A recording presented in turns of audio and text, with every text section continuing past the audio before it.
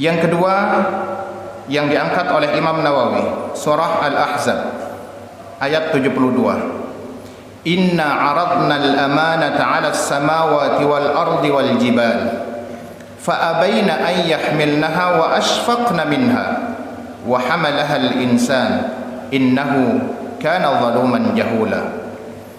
Kami menawarkan, kata Allah, al-amanata, amanah itu. Nengke apa arti amanah?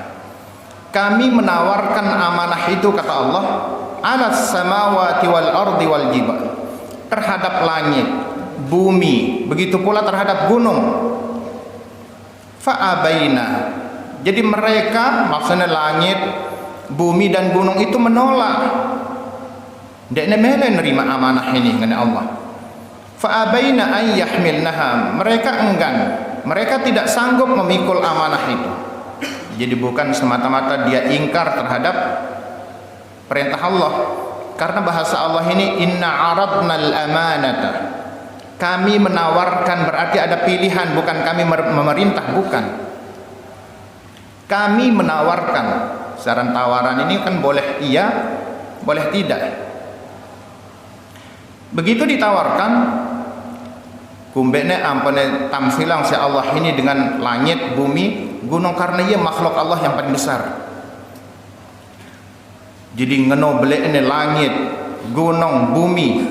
Begitu ditawarkan oleh Allah untuk memegang amanah ini, mereka enggan, mereka tidak sanggup. Wa ashfaqna minha, ini alasan tidak sanggupnya, tidak maunya. Wa ashfaqna minha, ay wa khashina minha, mereka takut tidak bisa mengemban amanah itu. Wa hamalahal insan, nah kita wa hamalahal insan, jadi manusia yang menyerobot dan mengambil amanah itu, sanggup iteh. Bukan iteh, mulailah kalian di Adam, artinya ya iteh. Innahu kana zaluman jahula, jadi sungguh manusia itu kana zaluman, memiliki karakter berbuat zalim, jahula, dan bodoh. Bodoh bukan dalam artian tidak tahu apa-apa, dia tahu kali-kalian, dia tahu Facebook, bukan. Bodoh itu dalam artian suka melanggar janji, suka tidak memenuhi amanah. Benaran? Jahula.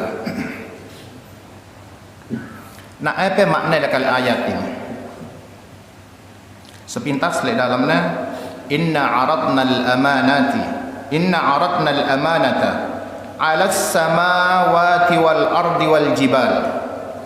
Kami menawarkan amanah itu untuk diberikan kepada langit, bumi, gunung. Apakah benar yang dimaksudkan adalah memang sebenar-benarnya amanah ini gunung, langit dan bumi? Arak dua letene le dalam syarahnya bahkan telu pendapat. Jadi le dalamnya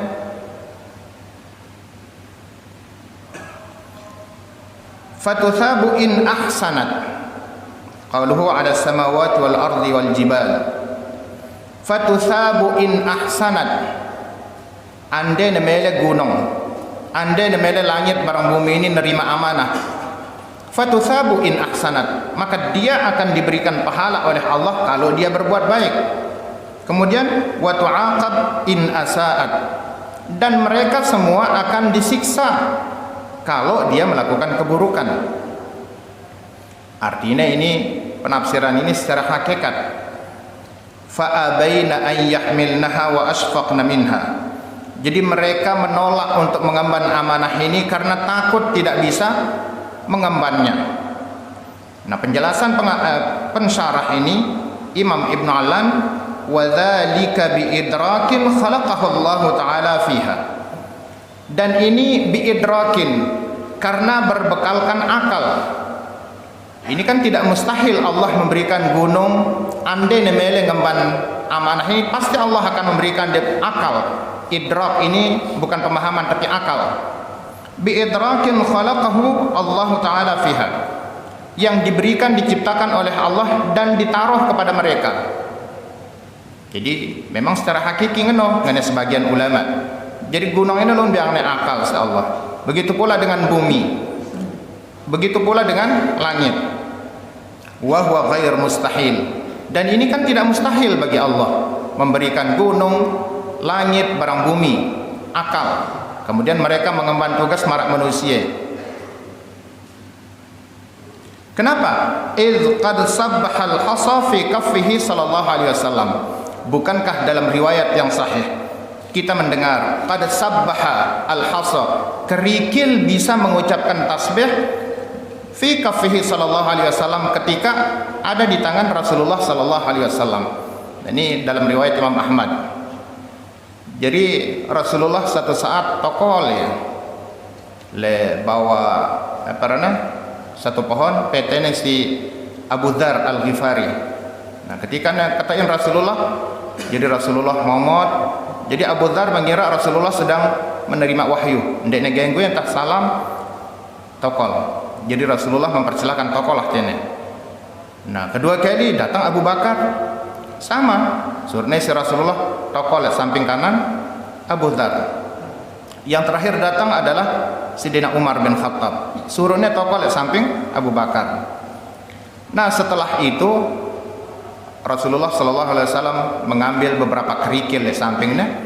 Nah, begitu Rasulullah memegang kerikilnya langsung bertasbih kerikil telu-telu ini nganga. Subhanallah, mana sahabat-sahabat, ini salah satu mukjizat Rasulullah. Bagian nanti Abu Bakar seke, Umar seke, Abu Dzar Al-Ghifari seke. Begitu mereka nerima, Abu Dzar dan Nabi Amir. Jadi yang dikasih adalah Abu Bakar bareng Sidina Umar. Nah, begitu nerima, lihat tangan Abu Bakar dan Umar pun juga kerikil ini tetap bertasbih. Apa yang mustahil bagi Allah? Nah, ini ngene pensyarah ini. Atau yang kedua, wahanna ilaihil jadha. Pepohonan juga hanna, pernah menangis merintih karena ditinggal oleh Rasulullah sallallahu alaihi wasallam. Jadi pertama kali ngotbah Rasulullah ini kan darak podium mara ini. Jadi lihat Masjid Nabawi, lantainya tanah. Jadi tiang-tiang ini adalah pohon-pohon korme samping kiri kanan ini. Nah, jadi setiap kali ngotbah Rasulullah nyandar lek pohon korme, sopok pohon korme sile paling julu. Nah, jadi suatu saat arak dengan ngusul tiba Rasulullah, ya Rasulullah ngumbian ini arak anakku pinter arsitek. Nah, jadi tugas ini ya hiasan-hiasan. Nah, ya monde berkenan dengan Rasulullah, anakku ini kepingin mie podium aten arak tau de ngotbah. Yuk lah monde bau bagus dengan Rasulullah. Nah, jadi Jumat datang kurus sekali jeri podium ini dengan sangat bagus. Nah, jadi ramai. Jadi sesuatu yang baru yang dilakukan Rasulullah atau kondisi di sekeliling Rasulullah pasti membuat sahabat heboh. Saking kangennya Rasulullah ngumbebe niki pemandangan Rasulullah di atas podium. Langsung pas tayak Rasulullah yang ngotbah beri salam, arak dengan nangis. Tangisan seorang anak kecil bersambatan wah. Jadi selepune pada liar sahabat-sahabat ini, saya nangis, anak saya dia mau di samping kiri kanan diarak dengan darakan apa ci. Nah, turun Rasulullah osap turunin kayu ini, ternyata si nangis ini adalah kayu si sandar ini. Setiap kali Rasulullah khutbah merasa dia ditinggalkan oleh baginda Rasul sallallahu alaihi wasallam. Ya osapnya si Rasulullah tedok. Nah, yang pada berkatakan sahabat ini Rasulullah ini wah nangis ini. Jadi dia merasa saya tinggalkan. Nah, ini yang pendengarnya dalam berjanji kan al-audu yabki. Jadi ketika Rasulullah datang itu, jadi odino kayu pun juga ikut menangis.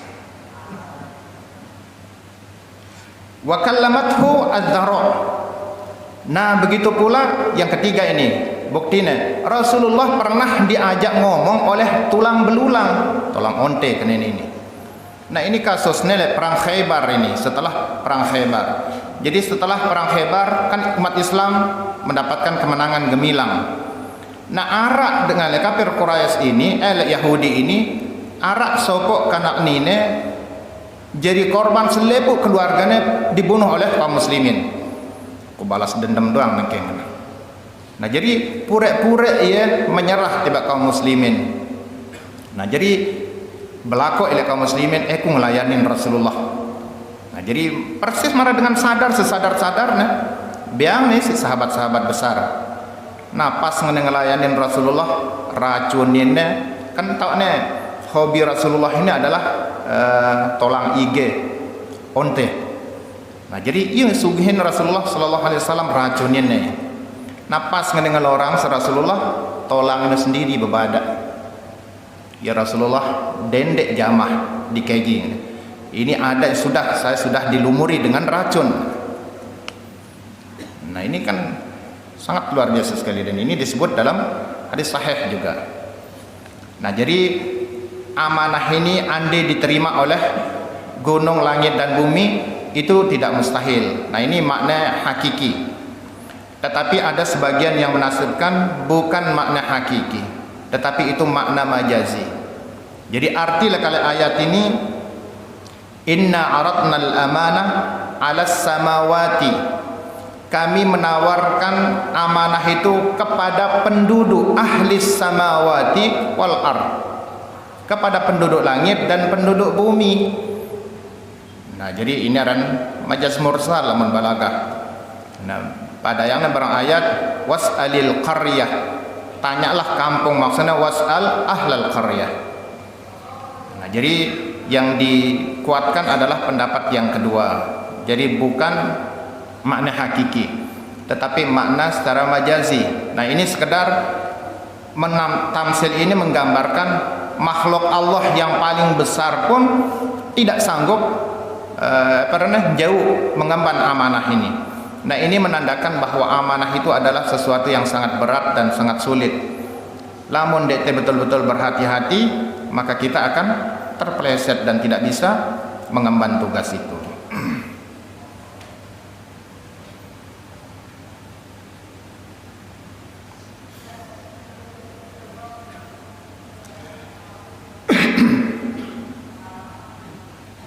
Nah jadi pelajaran yang menarik ini, jadi amanah tadi disebut nilai dalam sekali. Bentuknya arabna al-amanah, tawaran. Jadi arah opsi pilihan. Manusia itu menerima. Artinya hanya manusia yang menentukan pilihan. Lamun benda-benda selain termasuk langit bumi tidak menentukan pilihan karena tidak menerima amanah ini. Jadi tidak menentukan pilihan, iya atau tidak, mau beriman atau tidak. Darah ini. Pokoknya yang membahasa Jawa ini monggo wah. PJ hukum Allah itu dilakukan. Lamun itu tidak, karena kita menerima pilihan dalam bentuk amanah berino, kadang gawe teh, kadang tinggalang teh. Tidak apa-apa nih Allah, silahkan aja kalian memilih. Cuma konsekuensinya, resikonya, lamu mek beriman teh surga, lamu mek ingkar kafir teh neraka. Nah, ini amanah ini. Nah berbeda dengan selain di luar manusia, langit, bumi, matahari, tidak menerima amanah, berarti tidak ada pilihan, sekek doang gawe nih. PJ hukum si tentuan si Allah ini wah gawe nih. Kita bisa membayangkan ande bulan, matahari punya pilihan. Mar itu karena menerima amanah, kan bisa saja bulan ngambulang atau matahari nyelek arah pilihan. Bosan sinarnya narin diri bumi coba peres bulan doang. Kira-kira ngumbe kondisi ente mau ngambulang bulan ini atau pesawat ada dia punya pilihan. Lelah ketok-ketik ngene. Ndek tuh napas aduh ngene. Istirahat di tengah-tengah tuh istirahat. Ndek berfungsi.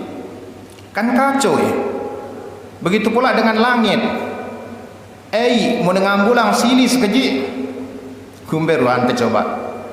Nah untung mereka tidak punya pilihan karena tidak menerima amanah. Ya lamun si tahun 2 tahun Ruben 7,0 ini ya mungkin itu karena perintah Allah, bukan karena mereka yang menentukan pilihan. Allah nyuruh tetap diri, bergeraklah sekeji olahraga, sekeji dah nemuyat. Ande ngamuk coba ane tahu aerobik coba.